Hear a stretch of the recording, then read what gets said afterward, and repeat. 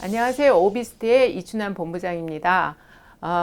집값이 신고가를 갱신하면서 우리가 재개발이나 재건축에 있어서 1+1을 받는 경우가 있는데요.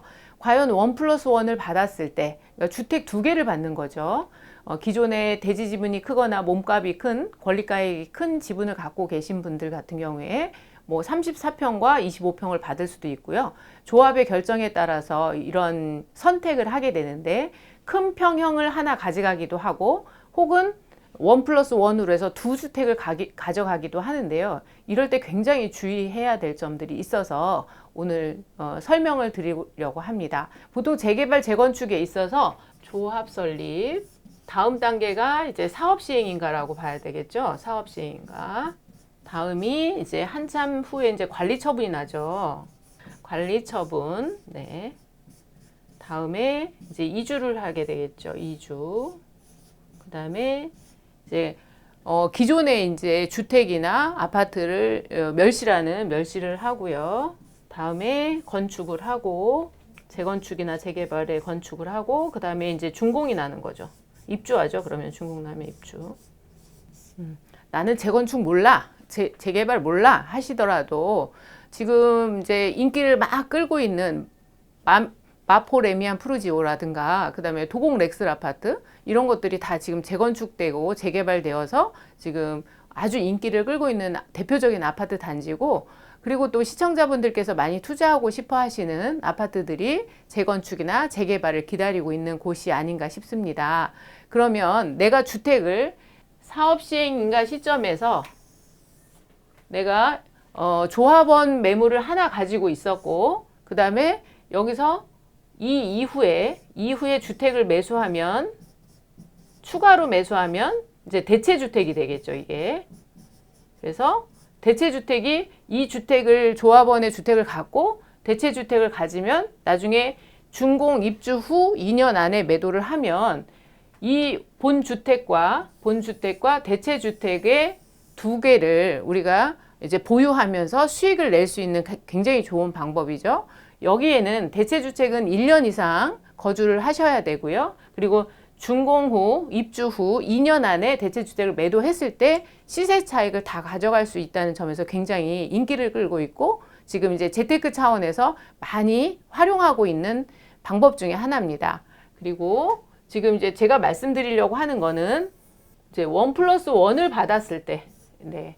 1+1을 받았을 때, 강남의 지금 재건축 같은 경우에는 1+1을 받았을 때, 내 본주택, 이 본주택은 나중에 입주 후에 비과세를 받고요. 입주해서 비과세를 받고, 이 본주택은 60제곱미터 미만으로 해서 3년 이상, 3년 동안 임대를 한 다음에 이제 매도할 수 있는 제약 조건이 있습니다.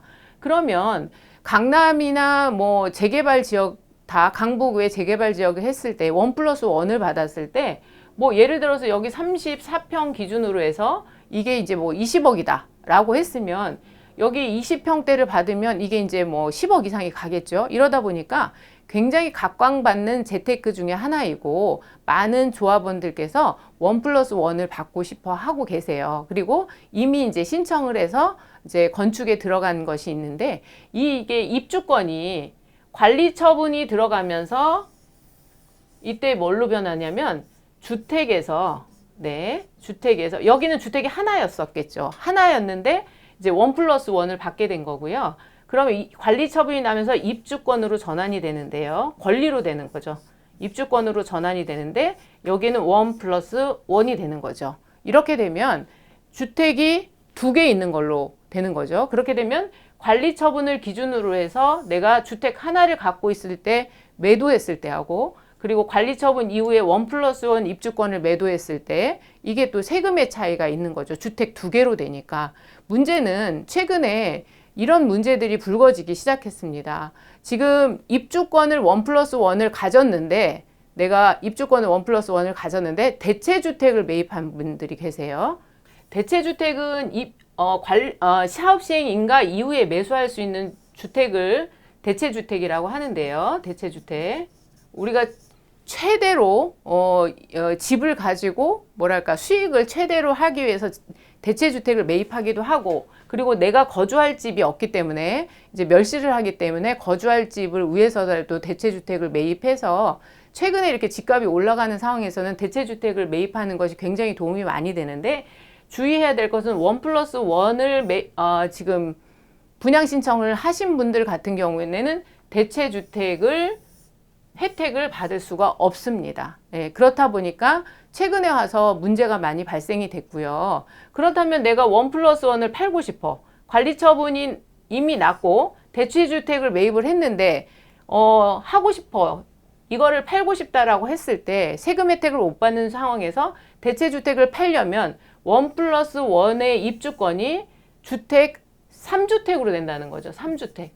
대체주택의 혜택도 못 받으면서 1+1 같은 경우에는 주택 수요가 늘어나기 때문에 3주택자가 돼버리는 이런 일들이 지금 발생을 하고 있어서 제가 이제 말씀을 드리고자 합니다. 더군다나 여러분들 보통 내가 주택 두 개를 봤을 때 하나는 내가 실거주해서 살면 되고 실거주해서 사서 비과세를 맞추면 되는데, 이렇게 대체주택이 지금 안 된다는 말씀을 드렸고요.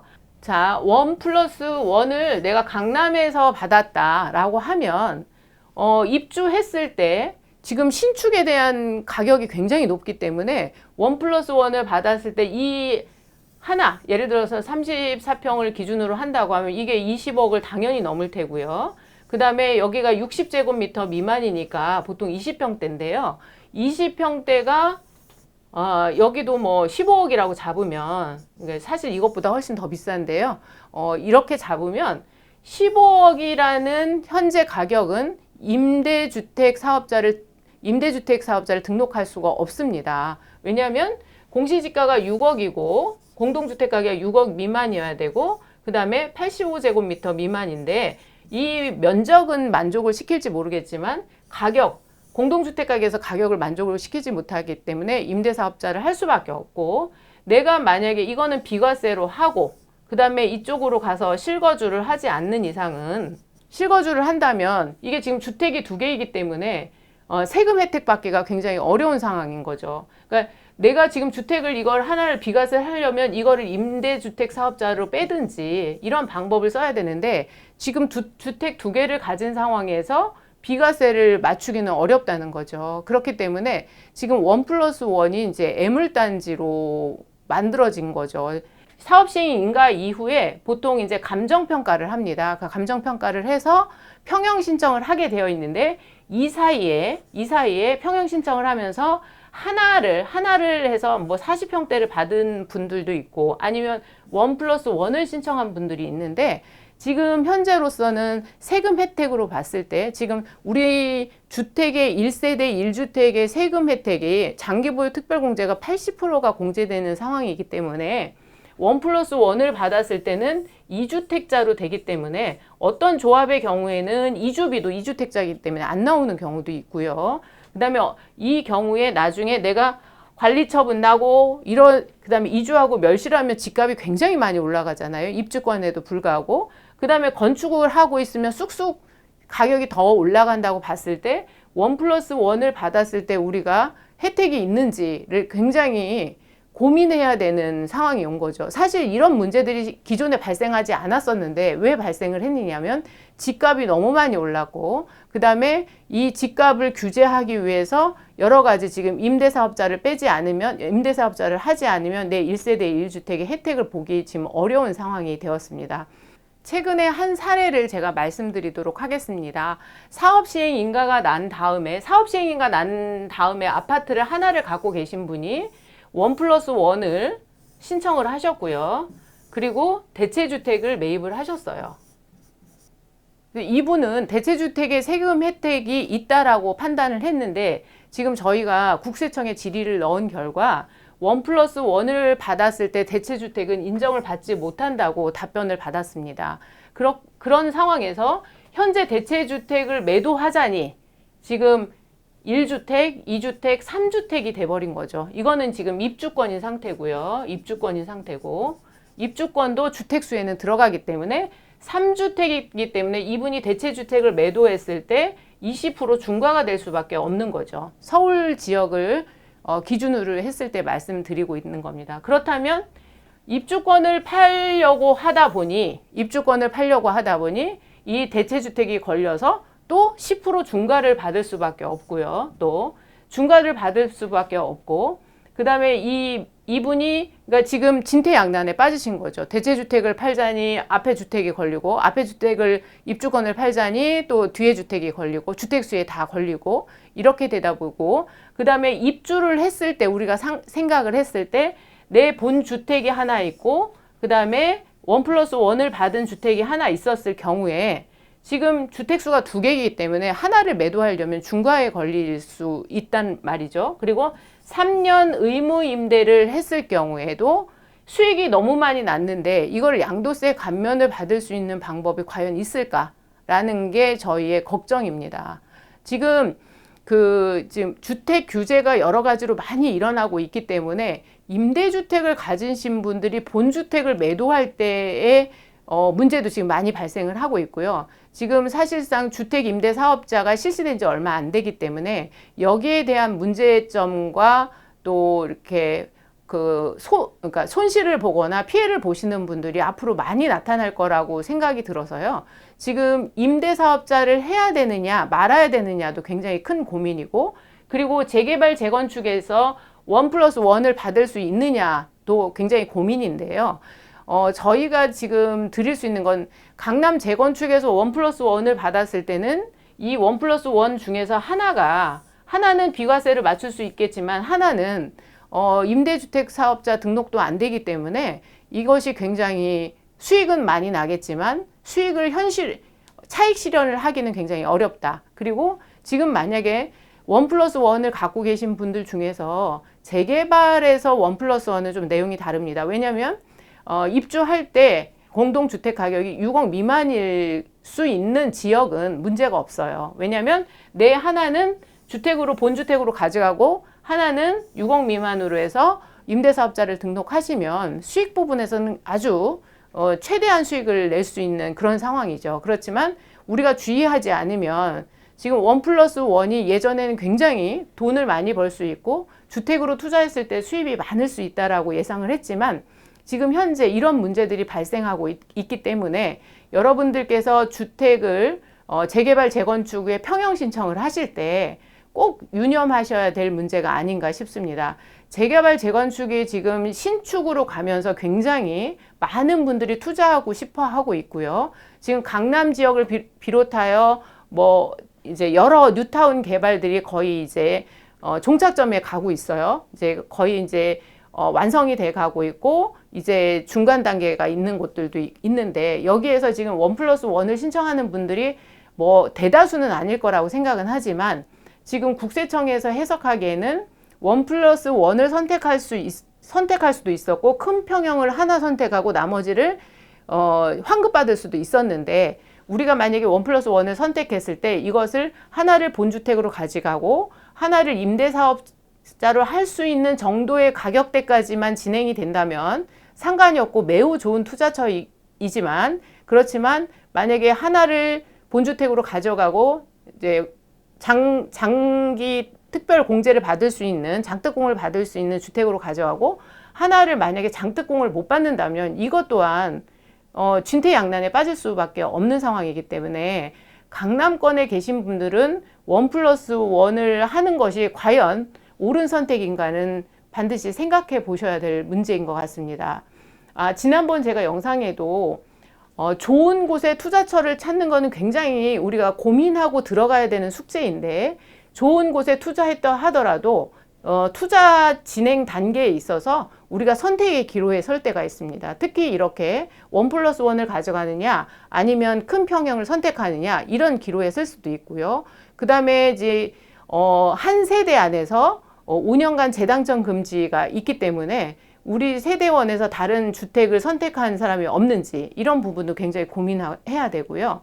그리고 청약을 했는데 내가 포기를 했다라고 하면 이 또한 청약 기간이 한동안 묶일 수 있는 이런 어려운 점이 있기 때문에 여러분들이 지금 주택에 투자를 하시면서 주의해야 될 점이 굉장히 많아진 것 같습니다. 특히 임대사업자 등록을 하셨을 때 내가 임대사업자를 하면서 내 1세대 1주택의 세제 혜택을 어떻게 받을 수 있는지를 정확히 아시고 투자를 하시고 플랜을 세우셔야 될 것 같습니다. 또한 가족 내에 이제 성인이 있다고 하면, 그리고 직장을 다니는 자제분들이 있거나 자녀분들이 있거나 이렇게 할 경우에 명의를 좀 분산시키는 것도 반드시 필요하다. 그렇지만 대책 없이 자녀분들 이름으로 사는 건 안 되고요.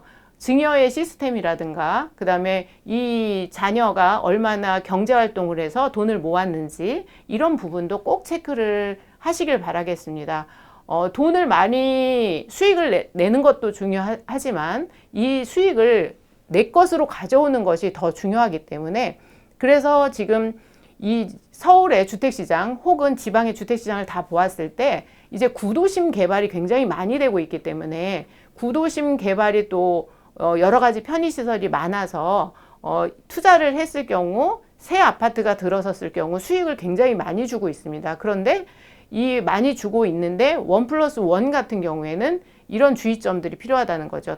1+1을 선택했을 때 내가 비과세를 받을 수 있는지, 근데 비과세를 받을 수 있는 시점, 그리고 주택 수에 늘어나는 거는 관리 처분 이후 1+1 같은 경우 입주권이 2개가 된다는 사실을 명심하셔야 될 것 같습니다. 그래서 지금 1+1을 가지신 분들은 한번 다 검토를 한번 해 보시는 게 좋고요. 만약에 모 아파트 조합 같은 경우에는 지금 관리 처분이 났지만 평형 신청을 다시 받는다고 합니다. 그럴 경우에는 내가 1+1을 가져가는 것이 좋은지, 혹시 사업시행 인가 이후에 내가 대체주택을 샀더라면 1+1 선택은 불가하다. 그러니까 1주택을 선택하셔서 대체주택까지 세액공제를 받으시는 게 반드시 필요하다는 말씀을 드리고 싶습니다. 오늘 이야기 드린 부분이 조금 어려울 수 있는데요. 조금이 아니라 상당히 많이 어려울 수 있습니다.